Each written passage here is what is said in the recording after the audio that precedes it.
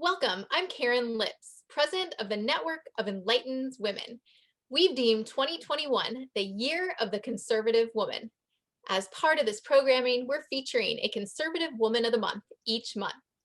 For April, we are pleased to recognize Laura Cox Kaplan, creator and host of the She Said, She Said podcast, as our conservative woman of the month.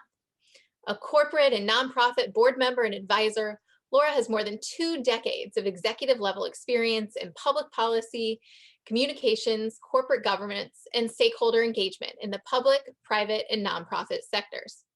As the principal in charge of government regulatory affairs and public policy for global professional services and accounting firm PricewaterhouseCoopers, Laura spent a decade on the executive management team and almost 12 years managing public policy engagement strategy. Laura consults with and serves on the board of a number of nonprofits, including Running Start, the Policy Circle, and All In Together. She's also an adjunct professor at American University. She received her master's degree from AU in DC and her bachelor's degree from the University of Texas in Austin. Laura and her husband Joel live in Washington, DC with their son and daughter. Laura, we are thrilled to have you. Thank you for being our April Conservative Woman of the Month. Hi, Karen. Well, I'm so happy to see you, and I'm so honored by this recognition. So I'm really, really delighted and really grateful to all of you. But most of all, it's so nice to see you. Oh, well, thank you. It's great to see you too. And it was fun hearing about an event you did with our American University chapter. They really enjoyed having you. So we thought it'd be great to bring you to our women nationally and give them the chance to get to know you a little bit. And I think one of the best ways they can get to know you is through your She Said, She Said podcast. There are so many podcasts out there these days. Can you talk about what inspired you to start it? And then you talk with a lot of amazing women. I've enjoyed a lot of the conversation. I've been honored to be part of one of the conversations. That's right. Very early on. Yes. And I think you do a great job of talking about some of the themes that emerge from your different conversations. Can you share some of the insights you've learned from those conversations? Oh, I'd be happy to, Karen. Thank you so much for that great shout out.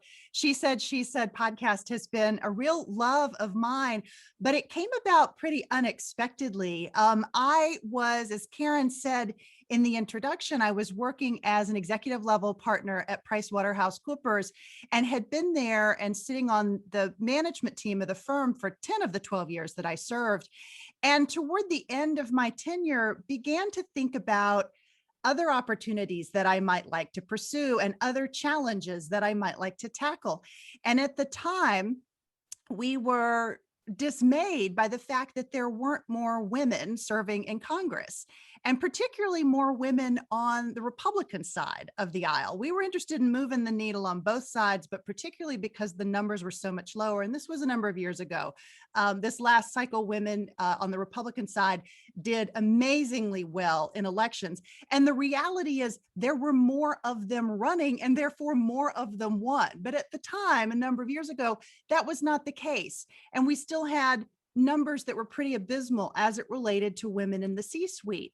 And I became very involved in research and in exploring what those levers were, what those factors were that really related to engagement. So I ultimately ended up leaving the firm to pursue this work full time. That led to a teaching gig at American University where I developed a curriculum focused on self-awareness. And it was really through that curriculum and a number of speaking engagements where a close friend of mine, Sylvia Legier, who's the co-founder of the Policy Circle that many of you may be familiar with, said to me, this would be great content for a podcast. So I really had not considered the possibility before.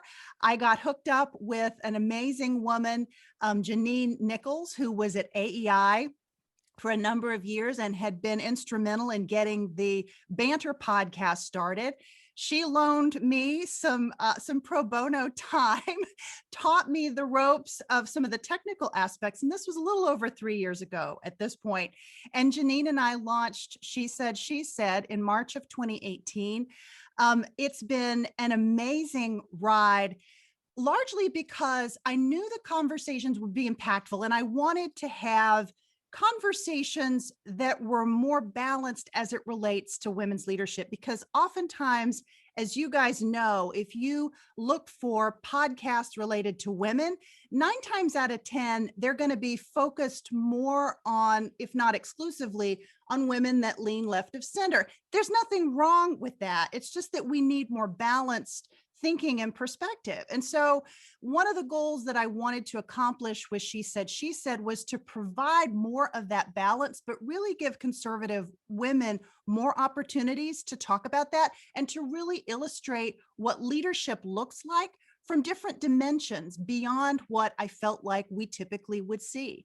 So that's kind of a long-winded answer. One of the other things that I would showcase too, that as I've thought about what we've learned from these conversations, one of the most common threads is this idea of how really successful women who are leading and having an impact on themselves, their communities, and on others, is this idea of how they approach challenges with this idea of growth and learning from whatever it is. So they think of risks, even though they may feel fear at the point in which they think about taking a risk, they're also looking at it from the standpoint of what they can learn from the experience. And I love that because it ties in so beautifully to some of the curriculum that I teach in class that's based on work by a woman named Carol Dweck. She wrote an amazing book. Because New started as a book club, I recommend this because you guys are always looking for great reading material. It's called Mindset. Her research was essentially that the people who were most successful that she talked to really looked at challenges, things that they were facing proactively as opportunities to learn and grow, but also when they would have setbacks in their lives or downright failures, it was also all about thinking, okay, what did I learn from this experience and how can I apply that knowledge to the next thing going forward? And I see that that idea, that really thread running through so many of these conversations, and I absolutely love it.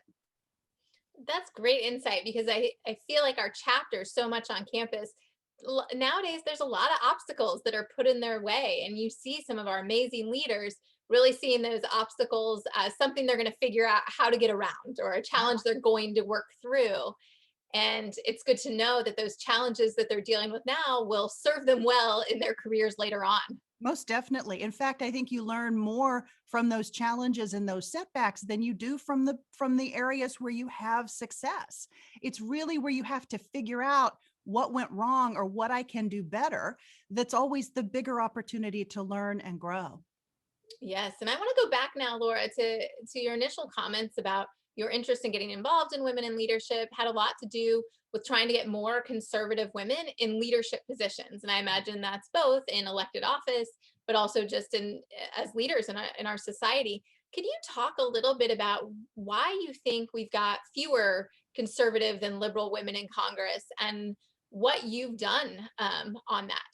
Yeah, so it's a great question, Karen, and it was a big driver for me in thinking about what were the reasons why that was the case.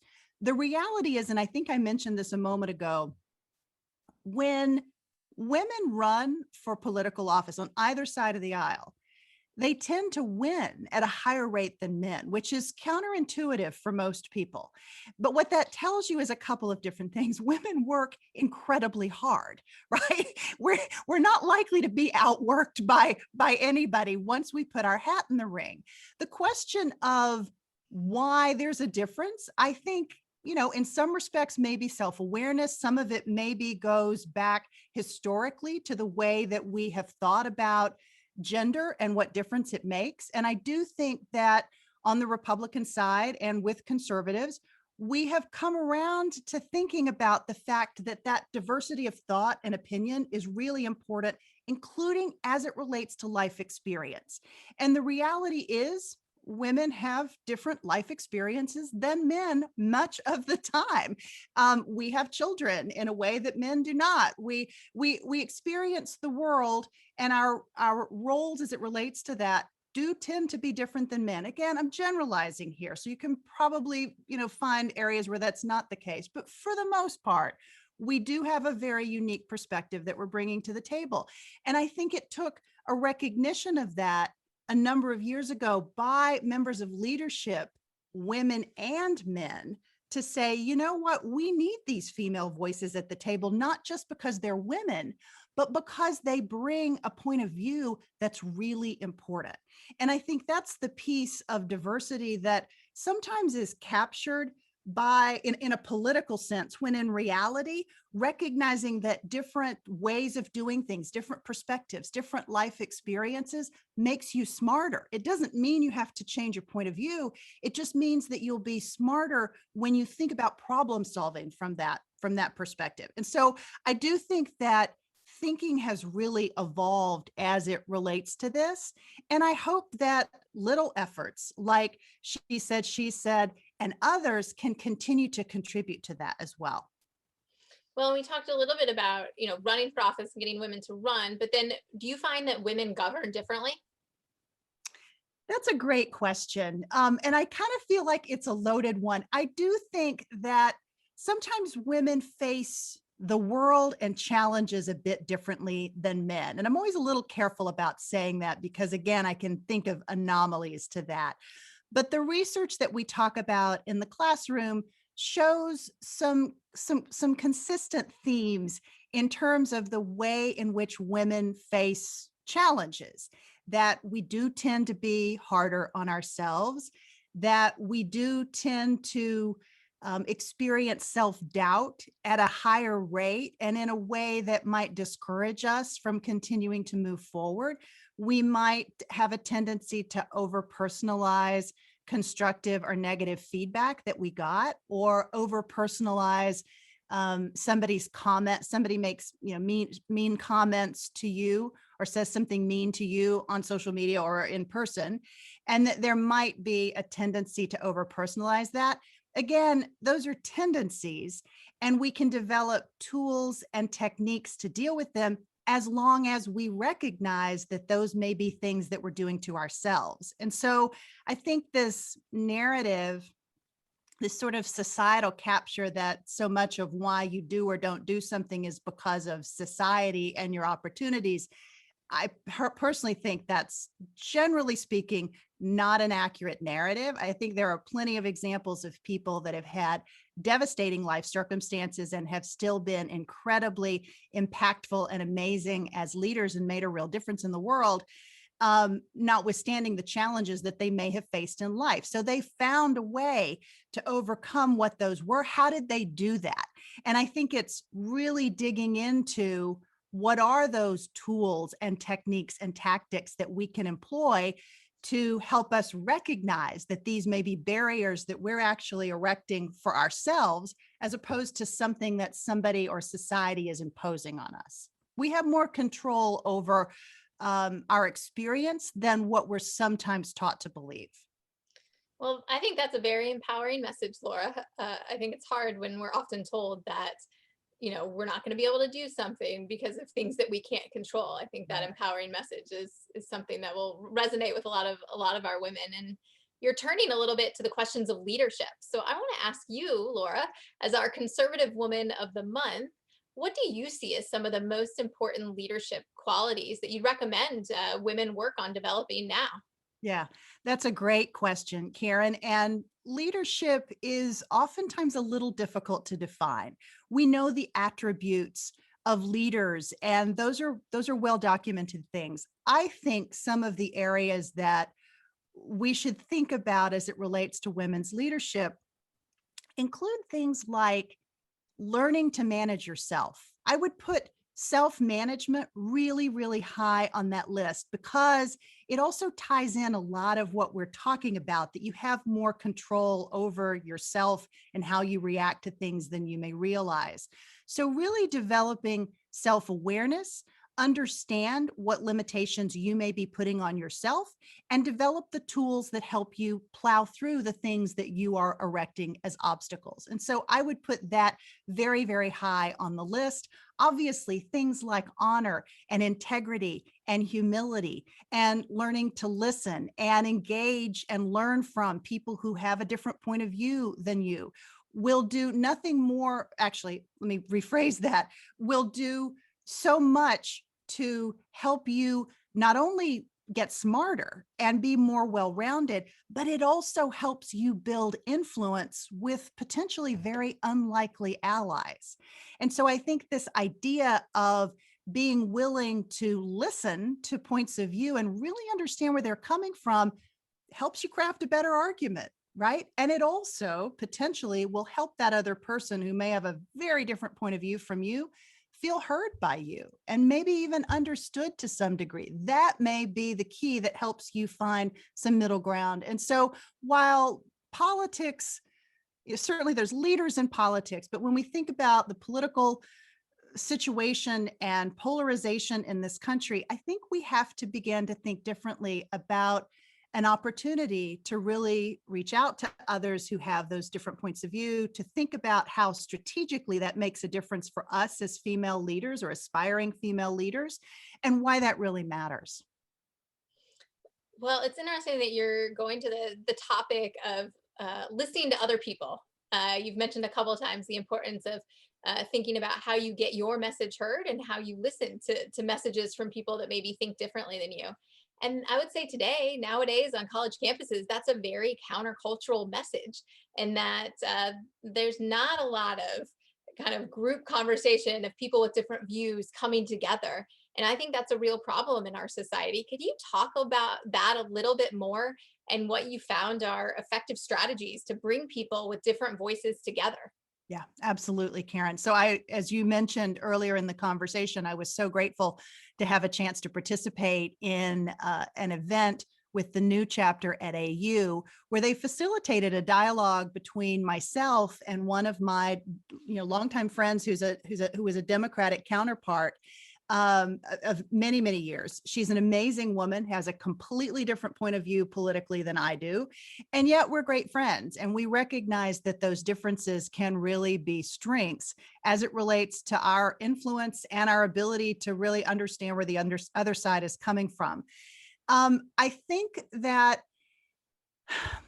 it's so interesting because I learned very early on in my career that a really important component, and I tend to think of this too as a component of leadership, but learning to listen to others and really help them feel heard can be incredibly beneficial. And I learned this answering the phones in a congressional office in my very first big girl job when I first came to Washington. Being the person who was the first person that somebody who was angry with my boss would talk to, and they would yell and scream at me at times. And in a comforting tone, I understand. I'm so sorry that I'm sorry that you feel that way. Thank you for sharing this, really making them feel heard, help them calm down. And ultimately, oftentimes made a big difference in terms of how they thought about their interaction with our office. And I learned a lot from that initial experience that I have employed, whether we were negotiating a piece of legislation when I was working in the Bush administration, or after I went to PricewaterhouseCoopers in my executive role, thinking about how our public policy strategy would impact, more than 3,000 owners, because PwC is a partnership. We had 3,000 or a little over 3,000 owners. People would have different points of view politically and otherwise. So it was all about listening and making people feel heard and really engaging with them, and also looking for places where you could find common ground. And I think one of the things, as you think about operating at the college level, sometimes finding common ground isn't starting from your stake posts at either end of where you both may be, you may be anchored politically, but it may be finding other things that you have in common. It's a love for, who knows what, chocolate chip cookies or puppies, or, things that really will bring you together, a shared interest of some sort, and then find a way of bridging that as a relationship that you can build upon, and then find ways of looking where you can continue to move the barriers outward, outward, outward. It doesn't mean that you're necessarily going to agree with somebody who has a different political point of view necessarily, but what you may find when you have forged that relationship, you may find an opportunity for other areas that you can work together on, because the reality is this is not a sustainable position where we continue to move further and further apart politically.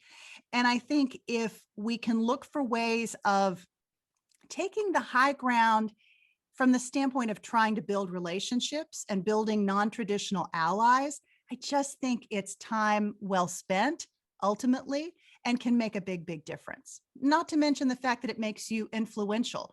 I would share one particular anecdote related to that. A great friend of mine who was I was the Republican co-chair at a group called Running Start here in Washington that encourages young women to pursue elected office. And my Democratic counterpart's a woman named Tasha Cole. She's currently the head of diversity efforts at the DCCC currently, but she ran the Congressional Black Caucus for many years. And Tasha and I have very different views politically, but we share a strong faith. We share a number of other things in common. We share the common goals of wanting to see more women achieve positions of leadership on both sides of the political aisle.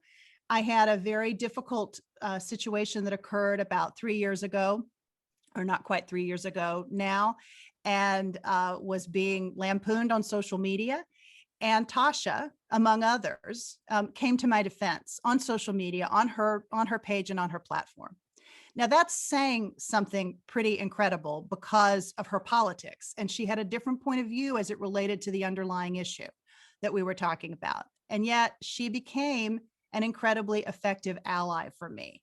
And so I tell that story because it's important to think about this idea of allyship, this idea of developing, being willing to try to develop relationships with people who have different points of view, because you never know how they will pay off in the end.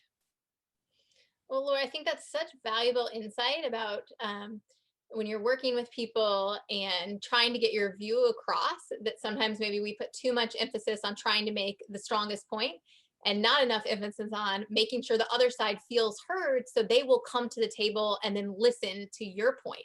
So I think that's a really valuable insight you've shared with us today. So thank you for that.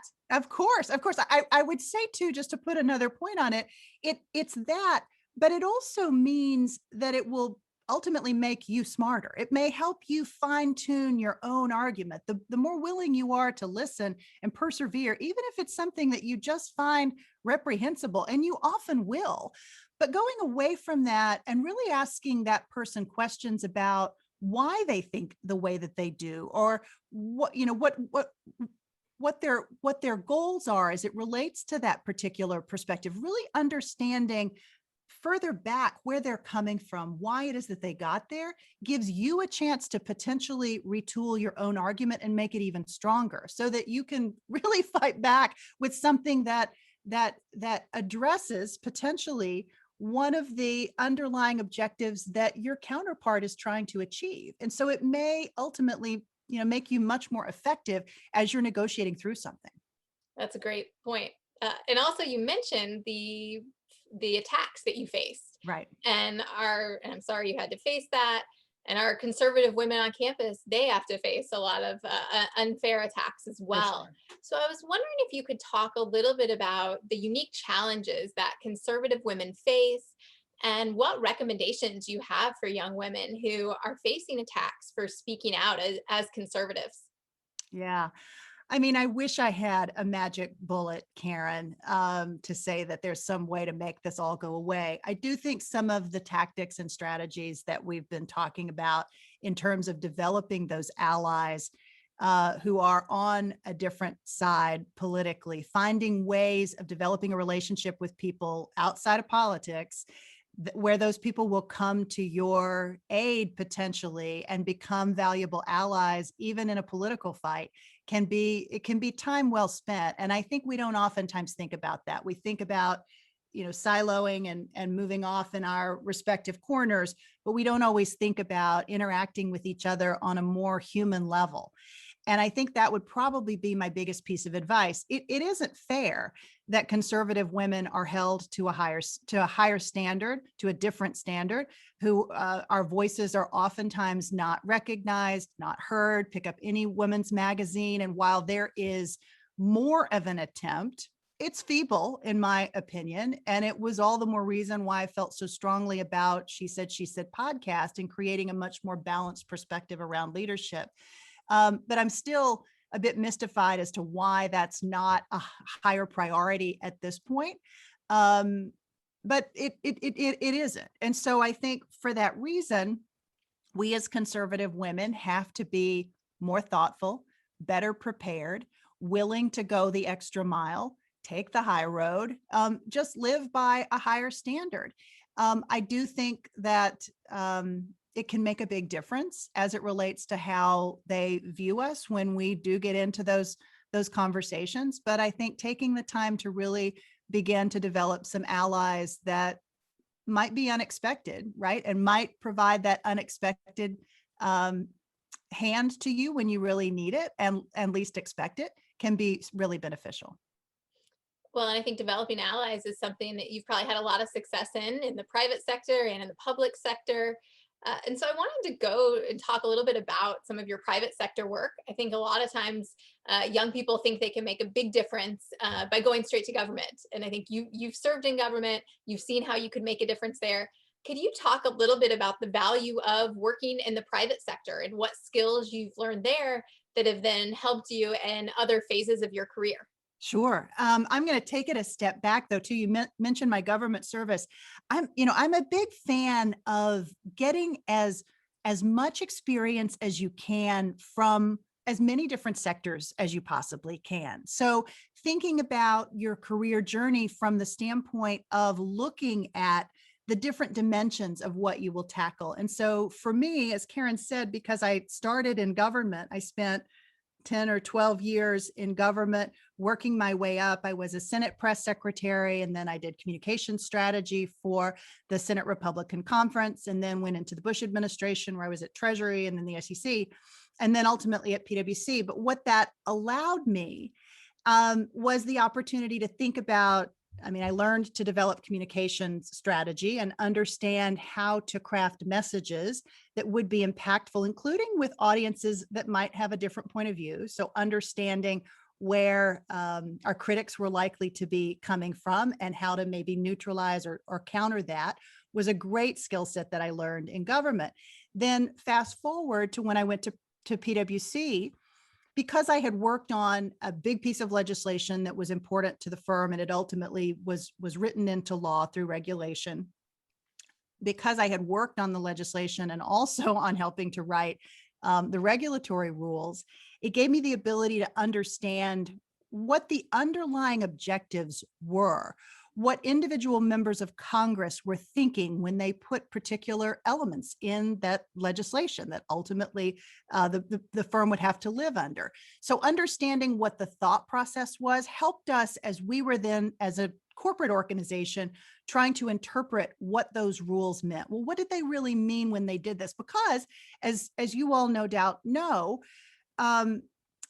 there are major imperfections in any piece of legislation that becomes law, and many things that weren't thought about, thinking it through for sure, but ultimately there are going to be gaps and things that weren't considered.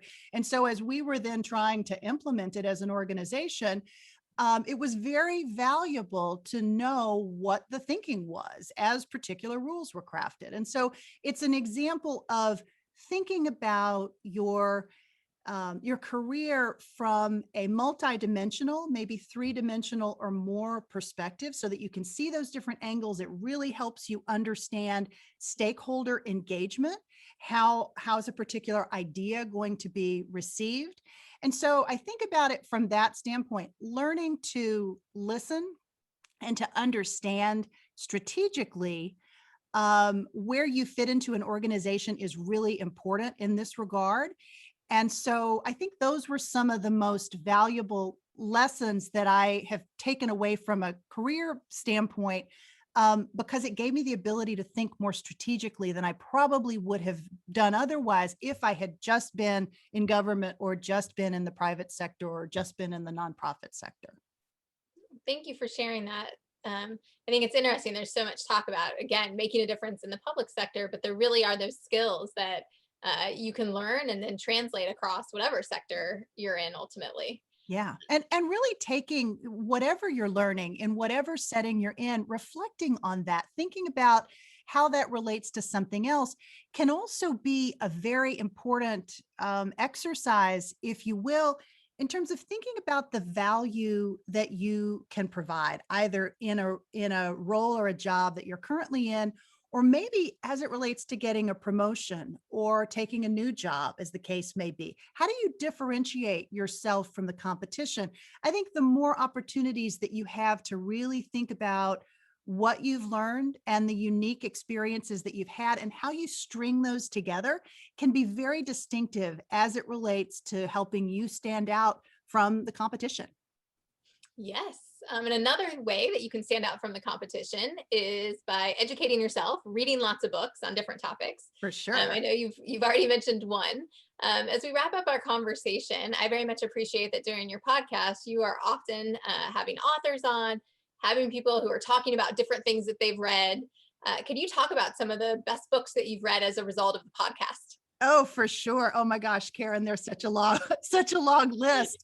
I know this is But going to I be a tough one for you because I know there's so many. exactly. I knew you were going to ask me, so I made a little list. So I would say very quickly, my friend Dana Perino has written a terrific new book entitled "Everything Will Be Okay." I think you guys may have talked to We to did. Dana. Yes. Okay, I thought so.